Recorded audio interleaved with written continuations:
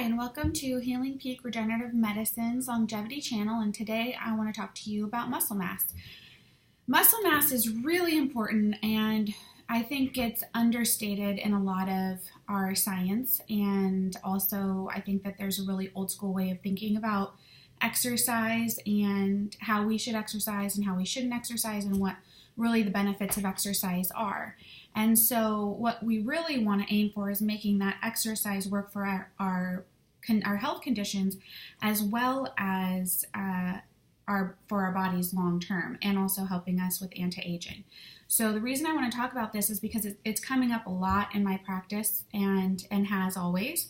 But the really huge benefits of building your muscle, not toning muscle, but actually building muscle mass, is consistent weight loss and joint health and balancing hormones and preventing osteopenia and osteoporosis, or stopping those conditions in their tracks, which is a really big deal for a lot of people that are nearing the age of 50 and above. So I really just wanted to drive that point home, that muscle mass is really important.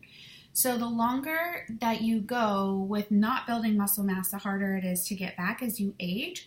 And so it's really important that your exercise routine continually is focusing on building your big core muscles long term. And so what that means is that you may have a workout routine that you really like, but if you're not steadily increasing your weights, then your muscles are going to start toning instead of building, and you don't really want to get into that phase. Although it's good, it's better than doing nothing, but you really want to focus on building muscle mass. And what that does is, especially around the low backs, glutes, and hips, by building the glutes and hamstrings and quads, you're increasing the tension on the bone itself and on the joint itself, which strengthens the whole structure. And when you put tension on a bone where the tendon is coming out or the ligament is coming out, you start to increase the strength of that bone tissue, because it has to increase in density in order to maintain the strength of the muscles that are supporting the whole region. It also helps with the immunological function of the joint, so it decreases the inflammatory processes that are happening from arthritis, and some other issues that happen in joints are just chronic inflammatory processes that are happening in joints. So if you have, rheumatoid arthritis or psoriatic arthritis, these autoimmune conditions that really degrade joints, increasing muscle mass, even though it may be painful, can really help your overall immune system and keeping pain low overall in the entire body. And another way that works is by balancing hormones. So the more muscle mass you have, the more healthy hormone balance your body is going to have. And so the most important muscles to strengthen, again, are glutes, hamstrings, and quads, but also focusing on other large muscles like abs, back muscles, arm strength, biceps, triceps, those types of things as well. And if you have never done this before, I really encourage you to get a trainer to help you learn how to do some of these things, because you don't want to injure yourself. And so if you can get someone to show you proper form and really how to increase your weights incrementally, they should be free weights instead of machines. That would be really beneficial for your longevity plan and making sure that you keep your body as healthy as possible for as long as possible. And the other component of weight training or increasing muscle mass around your body is that, so we've kind of touched on hormone balancing and osteoporosis and osteopenia, but when you build more muscle mass, you also are able to burn calories for longer.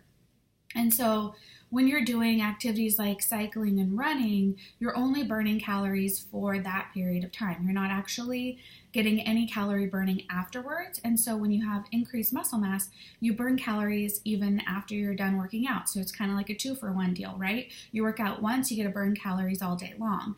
And so that's really helpful for maintaining healthy weight as you also go throughout your life cycle. If you don't work out your muscles and you don't build your muscles, they'll start to atrophy and you will get fatty fatty deposits within them, and they're much easier to damage or tear as you start to do your daily activities of living, whether it be gardening or playing tennis or, whatever it is, playing with your grandkids, putting your purse in the back seat and all of a sudden noticing, that you can't lift your arm. Often these injuries happen with the smallest of things as we age, but if you have strong muscle mass around your joints, it's very unlikely that these types of things will happen to you. And one of the main tests for whether or not you're going to live for a long period of time is whether you can get off the floor without using any type of prop, as in you're not using your hand to prop yourself up off the floor, and that you're not getting on your knees to stand up. So you have to be able to stand up off the floor without using your hands or your knees.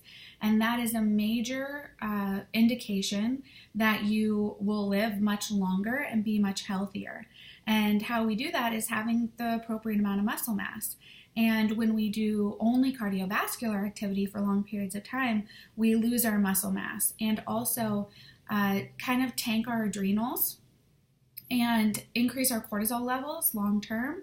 And that will deplete you of your other stronger hormones, or hormones that allow you to build these muscles, keep healthy adrenals, keep a healthy stress response.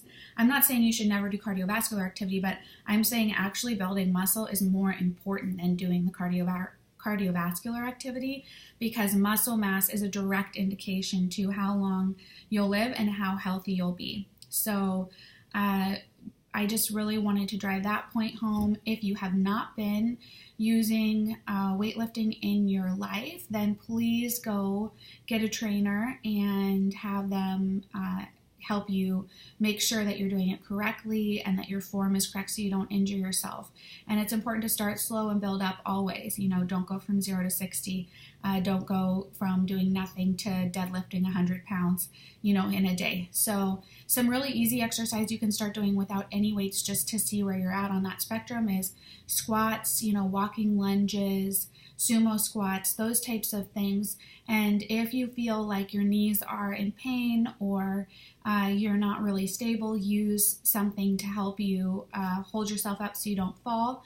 And then make a call. If you joined a gym, or if you have a gym near your house, make a call and see if they have someone that can meet with you. Most gyms will do like a complimentary one-time, trainer to see if you're a good fit for their trainer. And then if not, you can always call someone else. I also have many people in my area, which is the South Sound area, that could help with weight training. So if you need a referral or recommendation from where I am happy to give that to you. You'll just call us at 206-899-6000 and we can provide you with some information about where to find a really good trainer. That's all for today. Thanks.